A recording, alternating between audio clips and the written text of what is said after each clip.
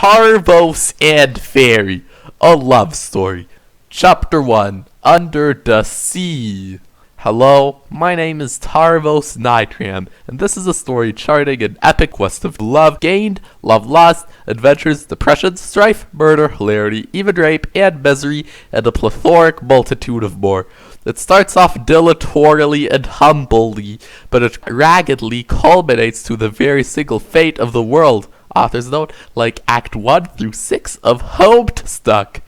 And I fall in love with, and I met a lovely impress named Feferi Pixies, who is my distant lover, and we are both very cute and kawaii together. I was a low orange blood troll who was born in a hive with my loosest pet, Tinkerbell, which I named after a char and my fave anime, Peter Pan no Boken.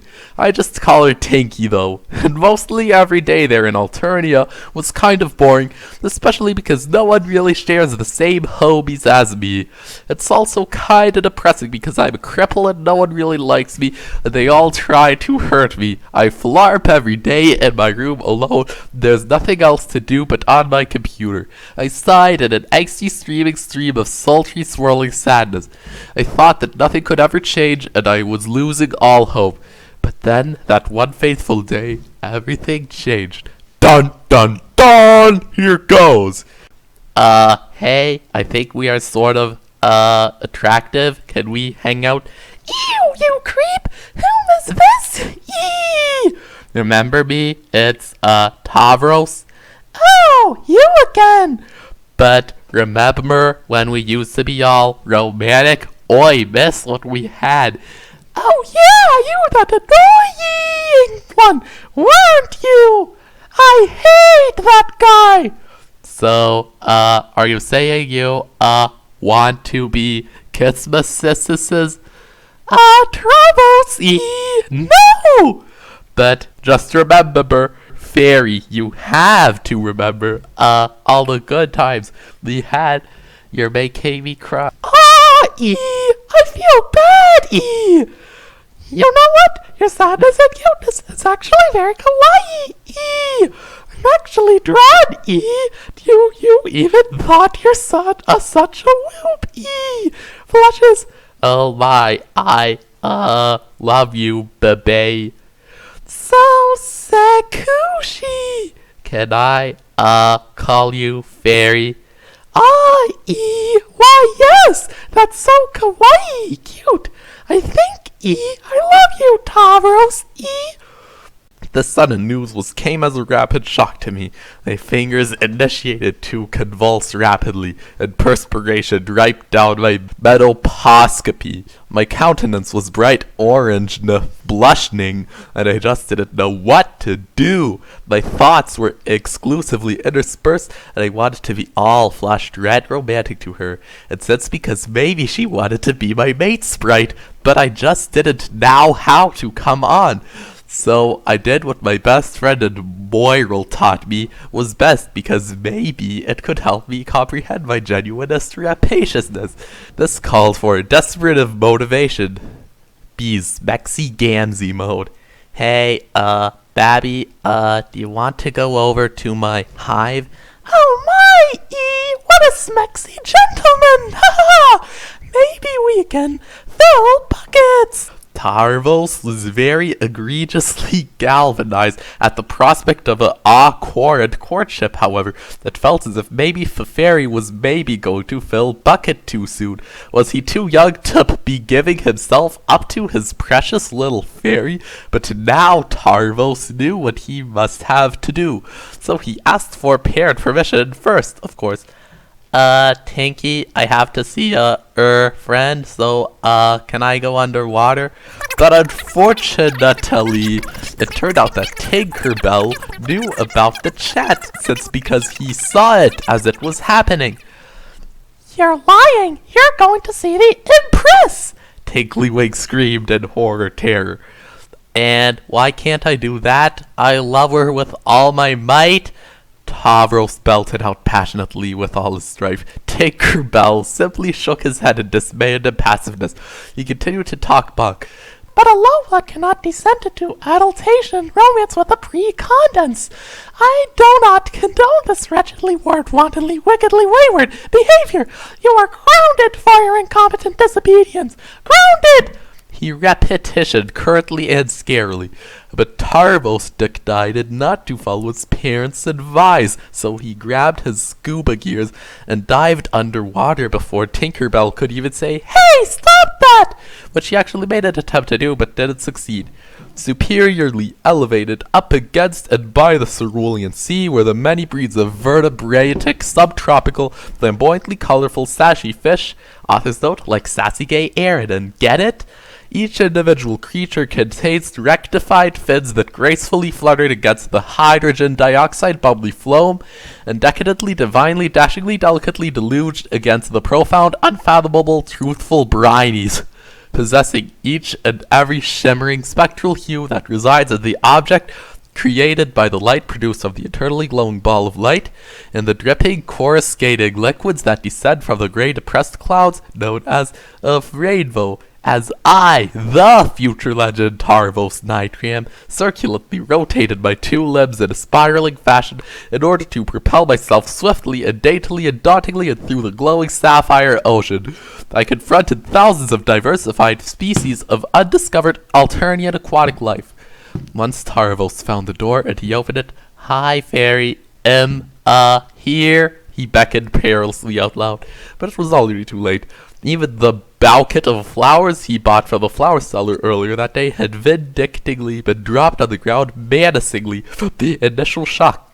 He saw something he did not like one bit. Skrillex was with Feferi on the bed. So then Tarvos, even though he was stuck flabbergasted with shock and awe, went all up front against his adversity and antagonisting ex-moral and started to act all cool so to protect his new girlfriend. But it was true. It turned out that day that Feferi had been surreptitiously swindled by the wantonly evil deed of that lazy fat-ass hacker guy whom has a gay lisps and is stupid and incompetent. It cannot be. Sollux, what did you, think you're doing to my girlfriend, you Jamoni mustard blood? Tavros voiced with vigors. Leave her, alone, you fiend. He shed tears emoticonely. Sollux chuckled menacingly at Tarvos' futility attempt. Ah ha ha! I'm going to be Feferi's new boyfriend now. No! It was clearly devastatingly evident that Cell's sex was probably retarded and had a speech impediment like Tarvos, except instead he had an annoying lisp to go along with it. But Feferi was scared and decided to break the big argumentative brawl into. "Hey!" she screamed in a usually scream-like shout. "I have an idea! Let's be octopuses! That way we can share buckets and no one will feel left out! Sollux liked Fairy's idea because he never gets to fill buckets except with Furska, but only because she's a whore. But I'll get to that later. However, Tarvos didn't like that idea because before they actually used to be neighbors, so they were morals, albeit because Skrillex was an awful person to Tarv, so and such a negative Nancy, so they had to break up. Even afterwards, Sollux used to beat Tavros up and even made fun of his lame Peter Pan costume, and that's how he became crippled. But then Tavros decided to expose the truth by whipping the dirt and spilling the beans of their distantly removed past. So he explained all that about how Sollux was an abuser, but then he revealed to Frederi, no, don't fill buckets with him, for Fairy. He's a crook who always fills buckets in the wrong way. But then Sol sucks, aggressed back anyway. But there's no way to fill buckets, you goddamn prude. Jeez. Tavros blushed in humiliation after being called a prune. So then he wanted to prove himself to Ferefi that he was not a pusillanimous, lily-livered wuss. So then he had to agree, and they decided to be octopuses and filled buckets in a threesome. So the juicy details was since because even though it could maybe be a possibly Sakushi scene, it's because why the heck would I want to describe a sex scene with Skrillex out of all people? Gross! Also, how high do you even have to be on his note? And yes, I use Sweet Bro and Gila Jeff, even though I hate that series, but I'm still wanted to show that I'm a loyal part of the Homestuck nationality. This is Fu-Wen! Screeched Feferi in pure wonder and utter ecstasy. Afterwards, all their genetic material was concentrated as gooey brown sauce into the piles of buckets hidden under the bread. As a result, a pair of Feferi's sister groups were formulated along with some other grub. But then, oop, my bad, you guys, laughed Sollux sarcastically. He stepped on 2 of their grubs. No, how could you sucks! Screeched Feferi despairingly. Tavros even cried. Again, now for sure we know he's evil now. Fairy had the last straw with Sollux, so she summoned her loosest pet, whom was a giant squid, whose deadly cry could be lethal to a troll within the entire radius of all of Alternia. So she made her Lussus whisper something in Sollux's ears, and so then he died. But even though it was supposed to make all of the Lowlands die, albeit Tarvos still didn't die, so he asked Fierfi, why didn't, I die? I thought I was low blood. But then, the fairy revealed some news that swept Tavros totally aback of his feet. It's because... She paused. You are the chosen one! She cheered. But that's so stereotypical, Tarvos complained. The monsters in my dreams told me! Maybe it's 'cause you're magical! Tarvos' eyes bubbled in delight. Really? Wow, he remarked astoundingly with childlike awe. All of a sudden, Tarvos realizes true destination to destroy the evil Skrullox's dream self to place revenge.